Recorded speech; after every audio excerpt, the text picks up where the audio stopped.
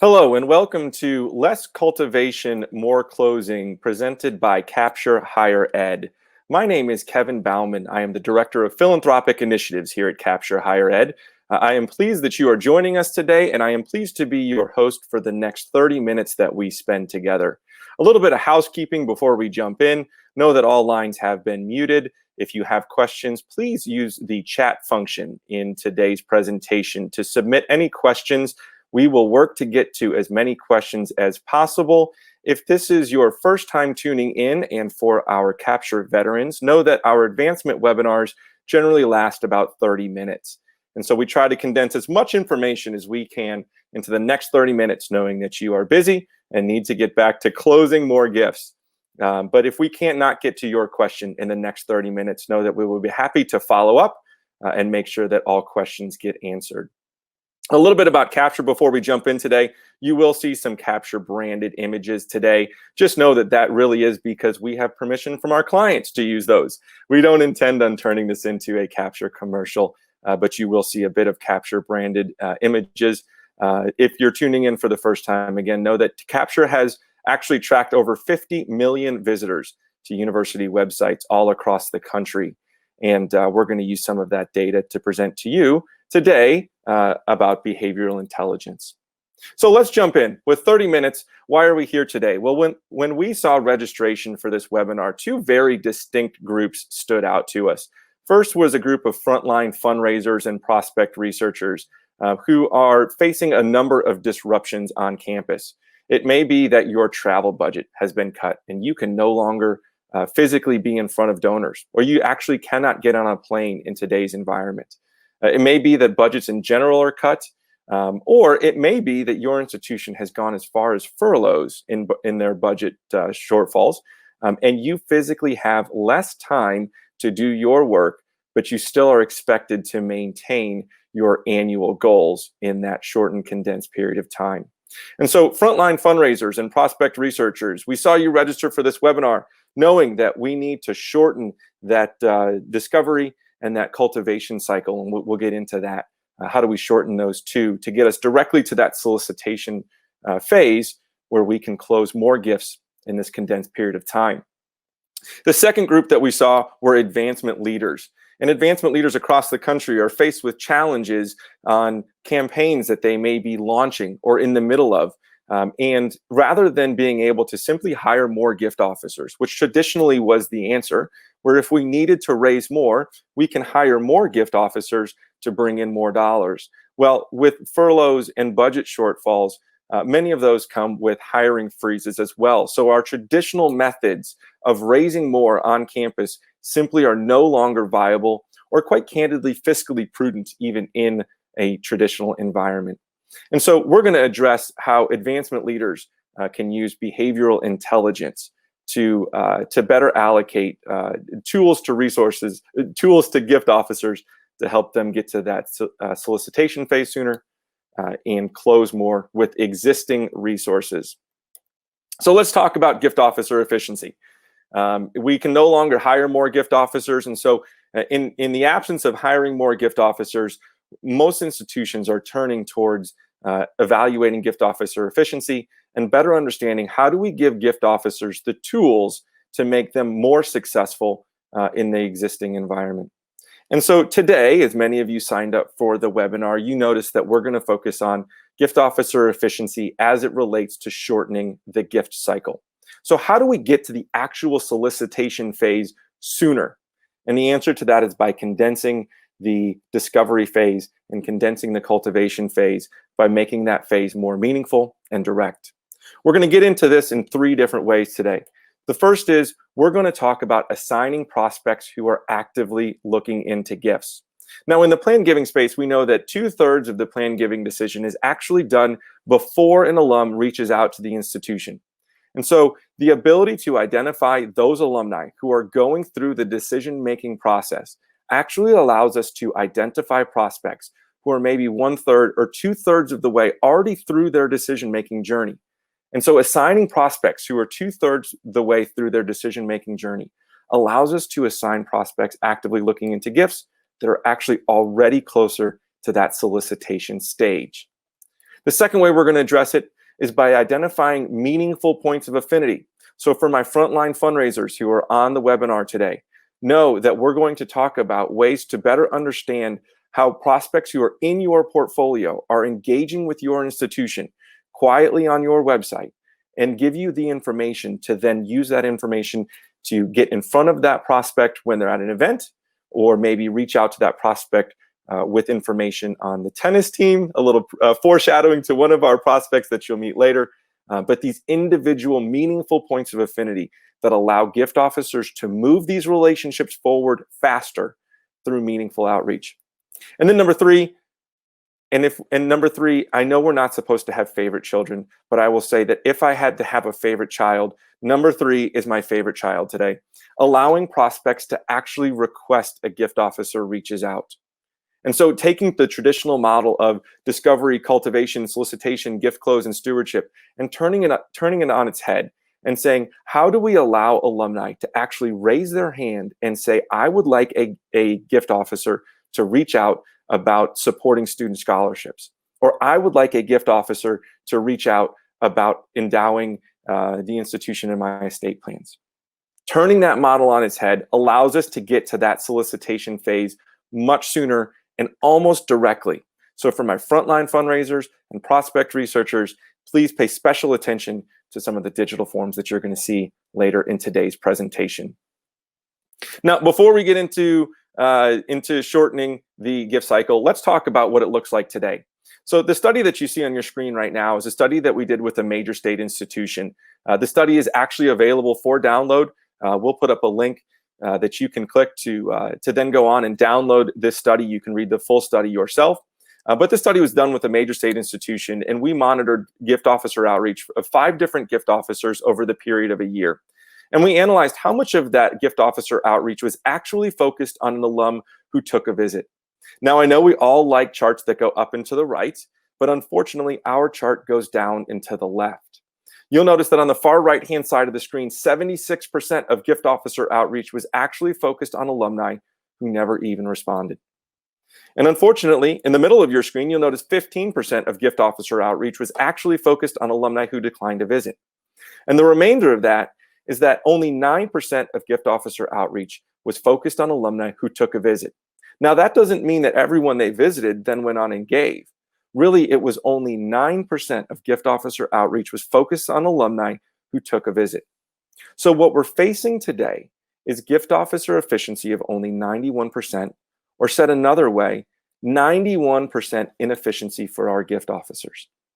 And so today's presentation is going to really focus on fundraising where the donors are. Now, I have a good friend who likes to say, go fishing where the fish are, and my father is a fisherman. And so I'll do a quick analogy. I am not a fisherman, but I can show up to a lake and I can cast a line in the water, and I have a certain percent chance of catching a fish. Now, I could then cast 10 lines in the water, and I have a higher chance of catching a fish. But when you watch a true angler show up at a lake, they're going to use the intelligence that they've gathered. They're going to look at the wind and the sun and the feeding patterns and the water temperature and all of the things that I don't know. And they're going to analyze all of this information to better understand where are the fish. And they only need to cast one line because they know where the fish are. They are going fishing where the fish are. What we're going to talk about today is behavioral intelligence and the ability to go fundraising where the donors are. Now, how do we do that? Well, the reality is you signed up for a digital webinar. So let's talk about why alumni have gone digital. Now, with your website, you have actually been training alumni to visit your website for decades. Now, every single one of us is sending out regular e-communications. If you're not, let's chat. But most institutions are currently sending out regular e-communications. And in those e-communications, you can think of those as simple as our solicitations that are going out, maybe fiscal year end. Maybe these are quarterly solicitations, however your solicitation calendar is set up. And when alumni click that link, it drives them back to the website. But we're also sending out monthly e-communications. We're sending out a number of non-solicitation e-communications to really bolster alumni engagement. And when alumni click those links drive them back to the website. Let's talk about your Facebook campaigns and your social media campaigns. Most institutions are using social media campaigns and delivering relevant, timely information on social media. Now, when I click the link on my Facebook campaign about the student athlete that we're promoting this month, that information oftentimes will drive me back to the website.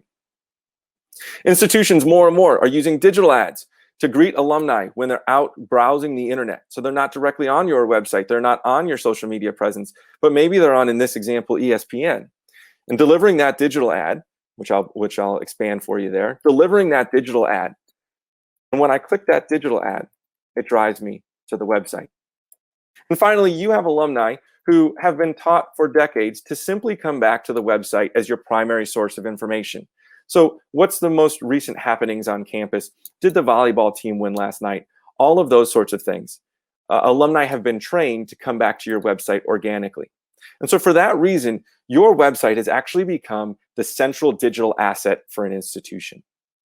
And so behavioral intelligence, what we're going to talk about today, is the ability to monitor all of the activity on your central digital asset to give your gift officers and your prospect researchers and your advancement leadership the information that they need to cast 1 or 2 or 3 lines rather than showing up and having to cast 10 lines in the water and hope for the best. Now, the reality is you could observe every major and plan giving prospect every day by hiring an army of very tired prospect researchers. It really would take an army, and they would be very tired, and it would be awkward when they were driving around in cars behind your major and plan giving prospects every day. But they would identify major and plan giving prospects that were actively looking into gifts that are twice as likely to sign gift agreements. These are prospects that are observed on websites across the country for universities every single day. Now, 2 things I'd like you to note about that. The first is actively looking into gifts. If we're going to shorten the solicitation, or if we're going to shorten the discovery and cultivation process, we need to be talking to alumni who on their own are already looking into gifts. And then the second aspect of that is that they are twice as likely to sign a gift agreement. Because the reality is, knowing that somebody has high net worth is valuable, but knowing that they're looking into a gift right now and that they are twice as likely to actually sign a gift agreement gives us the information that we need to close more gifts this fiscal year. They would also identify plan giving prospects, again, actively looking into gifts, but these prospects are 20 times more likely to document the institution in their estate plans. And then finally, what we would find, and what we are finding, and institutions across the country are finding, are meaningful reasons to reach out to each one of these prospects. Because if we're going to shorten the discovery and cultivation phase, we need to create meaningful, relevant outreach at key points of this relationship to move that relationship further, faster, sooner, so we can get to that solicitation stage. And so using behavioral intelligence, I keep using that term, so let's define this. Behavioral intelligence is written on your screen. It's actually a fundamental shift in the way that institutions are monitoring their website to better understand the behaviors that alumni have on your website, better understand who is actively looking into a gift, and then focus gift officer outreach on those individuals. Let's go through some real life examples. We'll go through some actual individuals in a minute.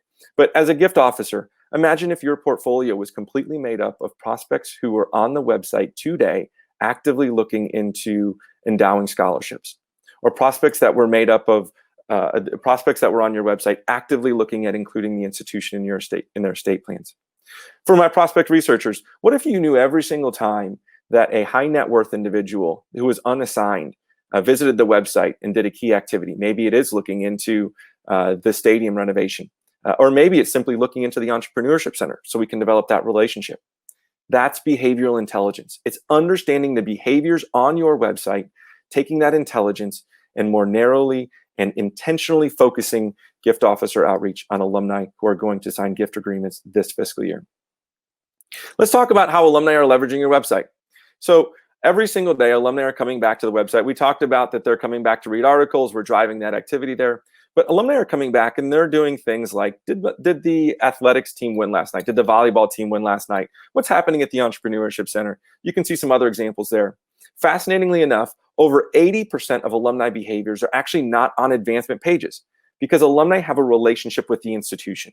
They're going and they're looking into their favorite professor, or they're going and they're looking into the entrepreneurship team that just competed in the state championships. And a lot of that information isn't necessarily on your advancement website. Alumni are all over your website. And every single day when they are going on to look at these different questions, they are leaving digital footprints all over your website. And it's these digital footprints that give you the information that you need to create the behavioral intelligence to prioritize your relationships. Now let's talk about how the advancement office leverages the website. Every single day we're putting up alumni news. So here's one of our more recent gifts that came in, and spotlights on donors. We're doing donor education. It might be something on the CARES Act and planned giving. And there's a lot of great donor education that's going on. And then there's different campaign details that we're putting out there. We're 75% of the way to our goal. This is the time to get involved. Advancement Office is leveraging the website in a different way. And what we're seeing every single day is that when the two meet, you have the behavioral intelligence to then reach out to prospects who are actively looking into gifts. And when I say you, I will share with you institutions across the country are actively doing that. So meet Kathy. Kathy is an actual prospect who was tracked on an institution's website. Let's first look at what Kathy's behavioral intelligence said. So here's her journey. You'll notice that Kathy was very active on the website. As a matter of fact, over the course of a year, Kathy visited the website 32 times. 32 times Kathy visited the website. So number one, we now know that this prospect is highly engaged. Now, let's talk a little bit more about what we know about Kathy. Kathy is wealth rated to $25,000 and has never been assigned. So we now know that we have a highly engaged, unassigned major gift prospect who is very active on the website. Now, let's take that a step further, and I'm going to ask you to look into Kathy's behavioral intelligence on the website and look into September, where Kathy actually researched infrastructure projects on campus. And so we now know that we have a highly engaged, unassigned major gift prospect who is actively looking into infrastructure projects on campus. And as I alluded to in the beginning, this is the behavioral intelligence that institutions across the country are using to prioritize relationships that will shorten the discovery and cultivation phase, because this prospect is actually already on their decision-making journey. And if you look into May, you'll notice that Kathy looked into the school's tennis team 5 different times. And so as we mentioned previously, we now have meaningful points of engagement to reach out to Kathy. Let's go on to another example. Well, you know what? We will go on to another example. Let's go on to how this actually looks in shortening the gift cycle. So gift cycles, maybe it's a major or planned giving cycle. We're looking at 12 to 18 months between discovery, cultivation, solicitation, and then getting that gift closed. Now, in the case of Kathy, let's revisit that discovery phase and know that in reaching out to Kathy, we can actually talk to her about inviting her to the next event with the tennis team. And then when she's there, we have the information to know that Kathy's already looking into the infrastructure project on campus. So we can happen to bring that up. So now we have the intelligence to bring up something that is very meaningful and relevant to Kathy. And when we have that intelligence, that moves us to the solicitation phase much sooner. And during that solicitation phase, we can better understand how engaged is Kathy looking into that infrastructure project. How engaged is Kathy after we deliver that proposal? And that ultimately allows us to close that gift much sooner.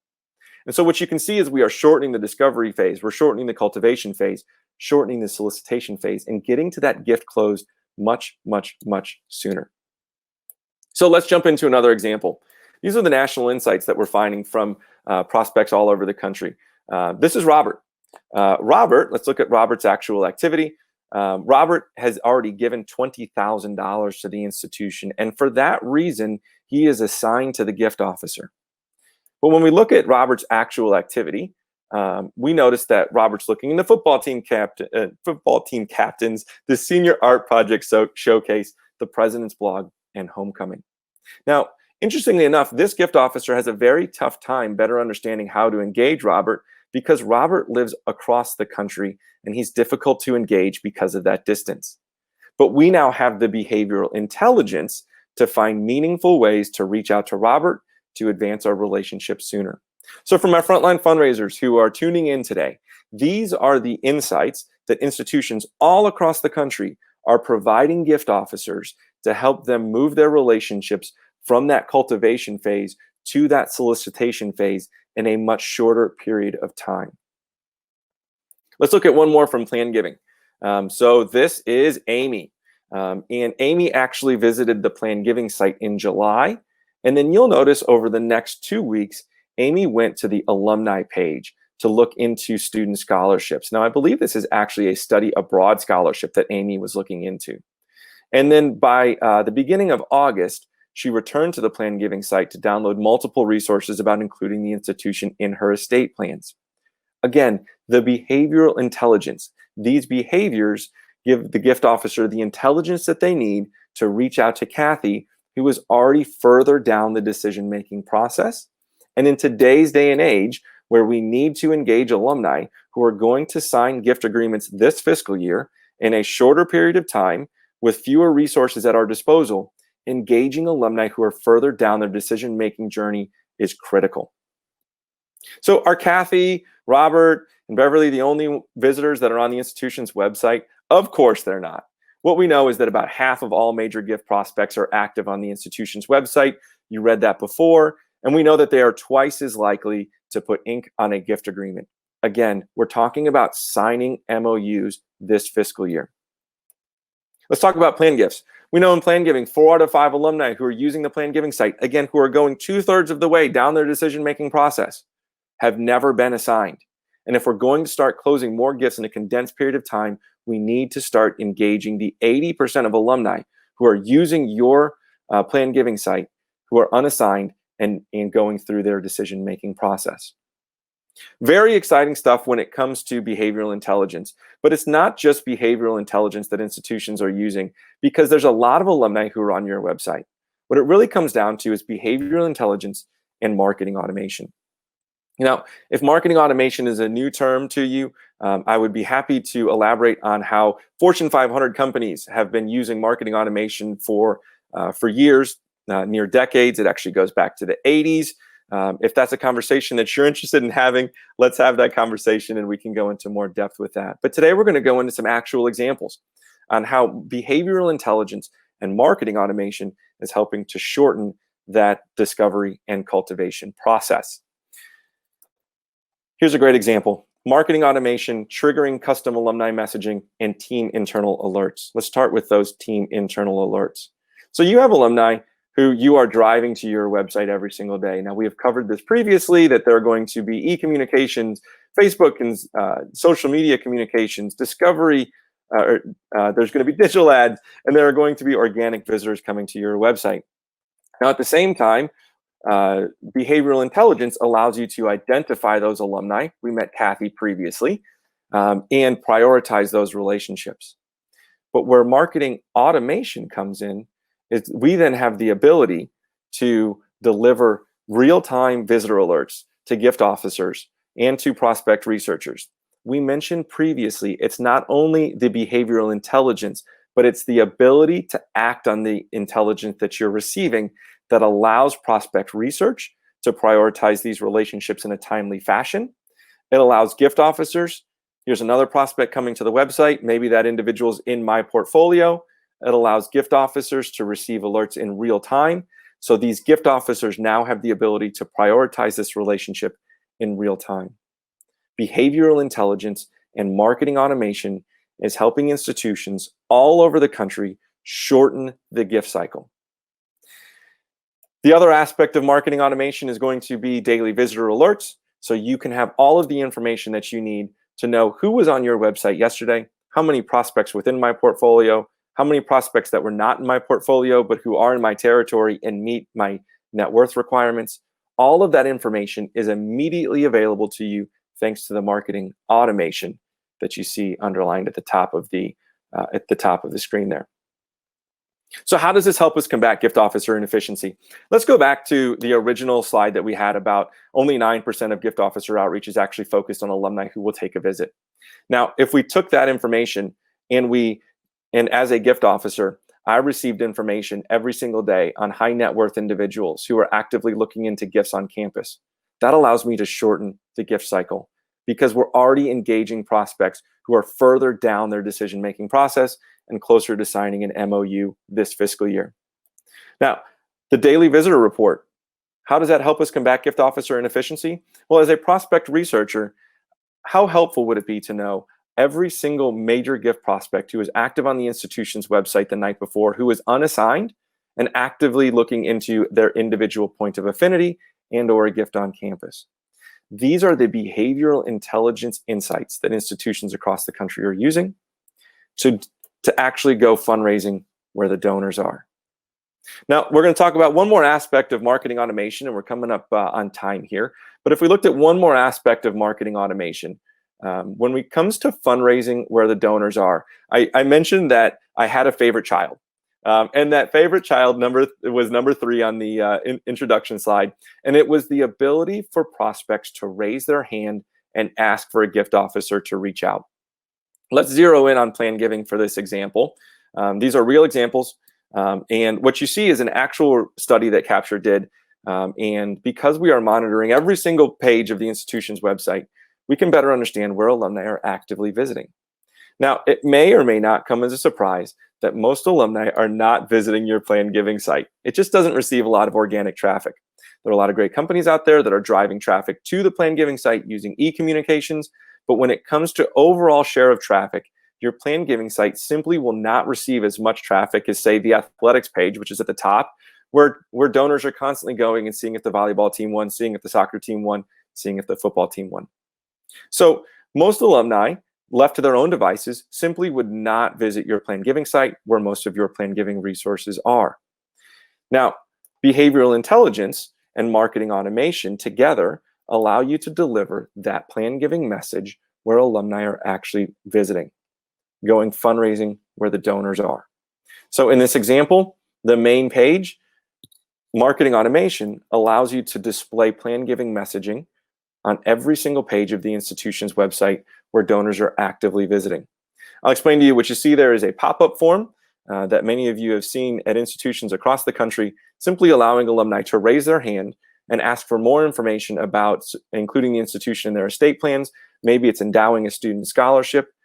Every single page of the institution's website, when alumni go and visit the athletics page, it's the ability to deliver that message in real time and allow alumni to raise their hand and request gift officer outreach. Now, how effective is that? Well, for one of our partners, you can find the success story on the Capture website. One form in 1 month generated 16 new plan giving requests from their alumni website, because again, that's where alumni are going and visiting, and we are able to take that message and display that across every single page of an institution's website. So happy to follow up with some more information on that. But what is this actually doing? So the reason this is my favorite child is because when alumni raise their hand and say, please contact me about endowing a scholarship, or please contact me about including the institution in my estate plan, what we're actually doing is taking that discovery and cultivation phase out of the process. And the gift officer follow-up now looks like, Mr. Bauman, I'm calling from campus, would like to follow up on your request for more information about including the institution in your estate plans or about endowing a scholarship. And what we've done is we have taken us all the way to the solicitation phase from the very beginning. And so in month 1, we are now delivering the solicitation rather than in month number 6, or in the previous model in month number 8, 9, or 10. So in closing, I know we're coming up on time here. We'll talk about generating leads. What we're talking about are leads that are going to close this fiscal year, and how institutions are using the behavioral intelligence to generate these leads from traffic they're already driving to their website, from alumni who are being identified on that website, and then from alumni who, while they're on the website, delivering real-time opportunities for alumni to simply raise their hand, request gift officer outreach, and completely eliminate the inefficiency of discovery and cultivation processes and move us directly to the solicitation phase. With that, I'll encourage you to go fundraising where the donors are. Behavioral intelligence is what institutions are using to turn the traditional models on their head, shortening the cultivation phase, shortening the discovery phase, shortening the solicitation phase allows us to put ink on an MOU in a much shorter period of time.